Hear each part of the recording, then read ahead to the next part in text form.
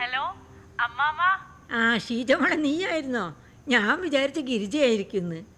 കുഞ്ഞുവാവയൊക്കെ ഉറങ്ങിയോ മോളെ? അയ്യോ എന്ത് ബഹളമായിരുന്നെന്ന് അറിയാമോ അമ്മാമ്മ? ഇപ്പൊ അങ്ങോട്ട് ഉറക്കി കിടത്തിയേ ഉള്ളൂ. അമ്മാമ്മ പുഷ്പേട്ടനെ ഇന്നലെ മെനഞ്ഞൊന്ന് അവിടെ വന്നായിരുന്നോ? പുഷ്പരാജ ഇന്നും ഇന്നലെ ഒന്നും വന്നില്ല. കുറച്ചു ദിവസം മുമ്പ് ഇവിടെ വന്നിരുന്നു. എന്താ മോളെ കാര്യം? വന്നില്ലേ? ഇല്ല. അല്ല 2-3 ദിവസമായി പോയിട്ടേ, വിളിച്ചിട്ട് കിട്ടുന്നില്ല. അവിടെ വന്നോന്ന് അറിയാൻ വേണ്ടിട്ടായിരുന്നു. എടാ രവി, ഷീജമോളാ പുഷ്പരാജൻ കുറച്ചു ദിവസമായി വീട്ടിൽ ചെന്നിട്ടെന്ന്. നീ ഒന്ന് ചോദിച്ചേ. ദാ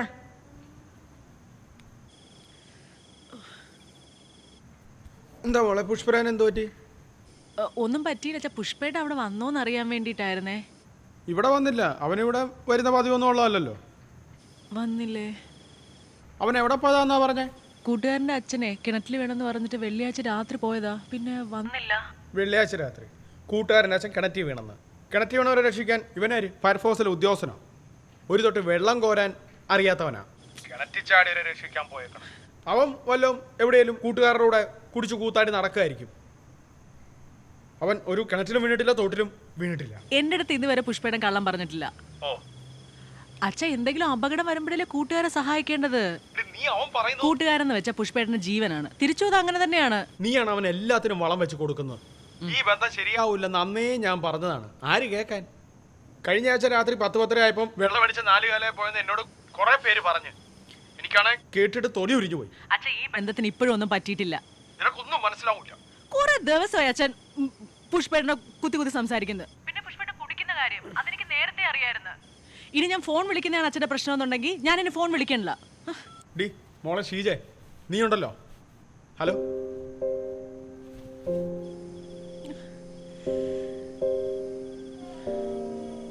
നീ എന്തിനാ എപ്പോഴും അവളെ ഇങ്ങനെ വഴക്ക് പറയുന്നേ? അമ്മ ഞാൻ വഴക്ക് പറഞ്ഞതാണോ? ഉള്ള കാര്യമല്ല ഞാൻ പറഞ്ഞത്. ആ പുഷ്പരാജൻ തലവേദനയായി മാറുമെന്ന് എനിക്ക് പണ്ടേ അറിയായിരുന്നു.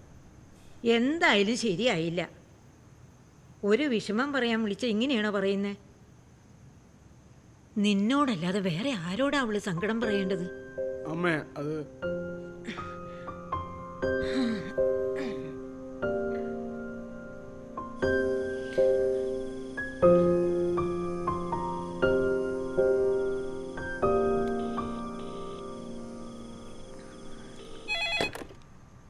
ഹലോ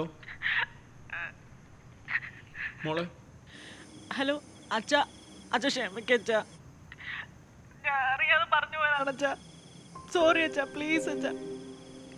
സാരമില്ല. സോറി പറയാൻ മാത്രം ഇവിടെ ഇപ്പൊ എന്താ മോളെ ഉണ്ടായത്? നീ കരയല്ലേ? നീ പറഞ്ഞ പോലെ അവൻ നാളെ ഇങ്ങ് വന്നോളൂ. വന്നില്ലെങ്കിൽ ഞാൻ അന്വേഷിക്കാം. നീ വിഷമിക്കാതെ കിടന്നുറങ്ങ്. നാളെ രാവിലെ ആവട്ടെ, നമുക്ക് എന്തെങ്കിലും ചെയ്യാം. അച്ഛാ പിന്നെ നന്ദൂട്ടിന് നാളെ വാക്സിൻ എടുക്കണമായിരുന്നു അച്ഛാ. ഒരു 500 രൂപ കാണുമോ? ഞാൻ തരാം മോളെ. നാളെ മതിയോ? നാളെ മതി അച്ഛാ. നാളെ രാവിലെ ഞാൻ ജോലിക്ക് പോകുന്ന വഴിക്ക് അവിടെ ഇറങ്ങിത്തരാം. അതോ മോക്ക് നേരത്തെ വേണോ? നാളെ മതി അച്ഛാ. ശരി മോളെ. മതി.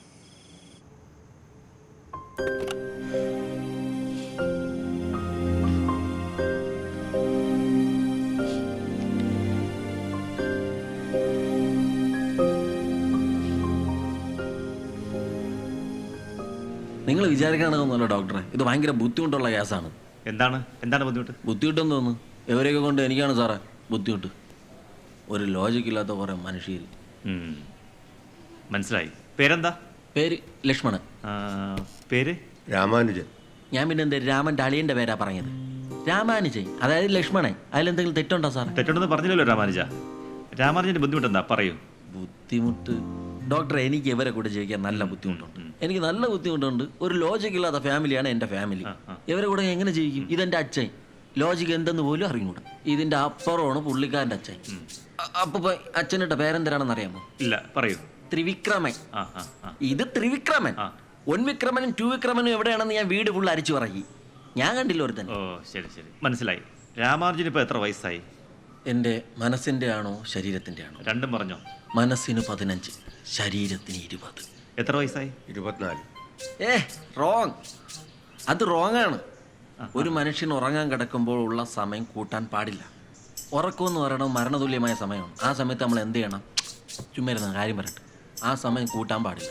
അത് കൂട്ടിയാൽ കണക്ക് തെറ്റും. കണക്ക് തെറ്റിയാൽ ഭൂഗോളത്തിന്റെ സ്പന്ദനം വരെ തെറ്റും. അതറിയാലോ? അതെ അതെ കണക്ക് തെറ്റും. കറക്റ്റാണ്, കണക്ക് തെറ്റും. കറക്റ്റ്. കണ്ടുപടി.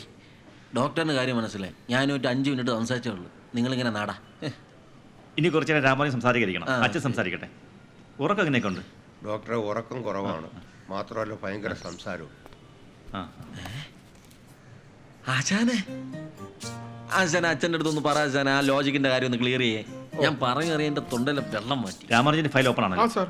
ഇതവിടെ വെച്ചിട്ട് അതും കൂടെ എടുക്കും. അച്ഛൻ സാഡായിട്ടിരിക്കണം. ഫീലായ അച്ഛൻ ലോജിക്കലി തിങ്ക് ചെയ്താൽ മാറാവുന്ന പ്രശ്നമേ അച്ഛനുള്ളൂ.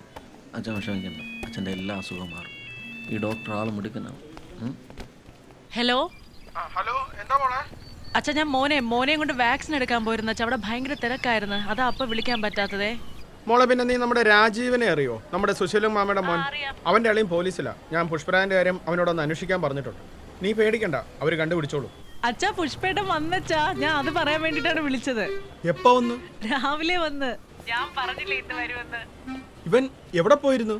അച്ഛാ, ഞാൻ വിളിക്കാമേ. ഞാൻ പെട്ടെന്ന് വീട്ടിലെത്തിക്കോട്ടെ. മോനെ ഒറ്റയ്ക്കാ. ശരി.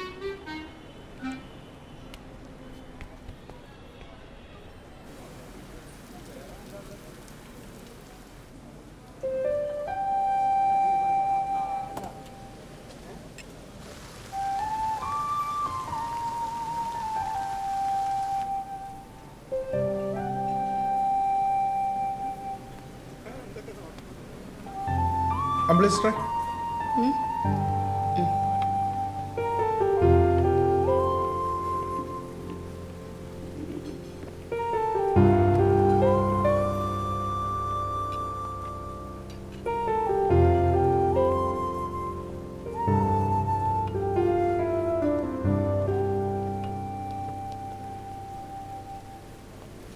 ഇനിയിപ്പോ കുറച്ചാളും കൂടെ അല്ലേ ഉള്ളൂ.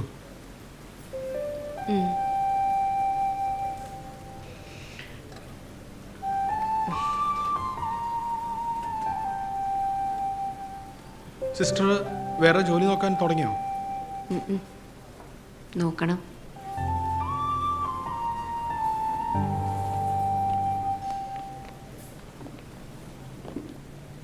സിസ്റ്ററിന് ജോലി കിട്ടും. ഇത്ര എക്സ്പീരിയൻസ് ഉള്ള ആളല്ലേ. വീട്ടിൽ ആരും സംസാരിക്കാനും പറയാനോ ഒന്നും ഇല്ലാത്തപ്പോൾ എനിക്ക് ഭ്രാന്ത് പിടിക്കുന്ന പോലെ തോന്നും. ഞാൻ ഇടയ്ക്കൊന്ന് ഫോൺ ചെയ്താൽ ഡിസ്റ്റർബൻസ് ആവോ? അതിനെന്താ, അത് എനിക്ക് ഭയങ്കര സന്തോഷമുള്ള കാര്യമല്ലേ. വിളിക്കണം.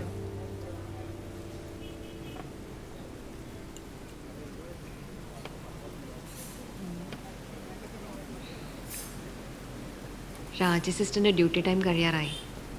അപ്പം ഞാൻ പതുക്കെ ഇറങ്ങാം.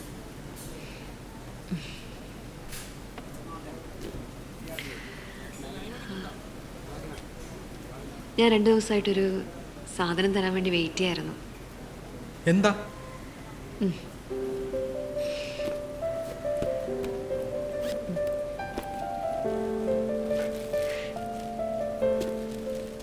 എനിക്കാണോ?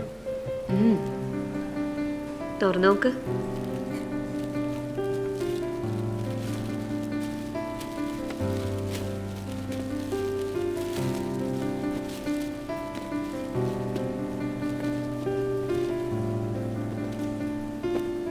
അയ്യോ, എന്തിനാ സിസ്റ്റർ ഇതൊക്കെ? വെച്ച് നോക്ക്.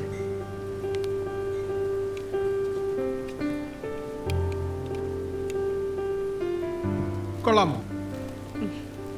Happy birthday. Thank you. ഞാൻ ഇറങ്ങാം. ആ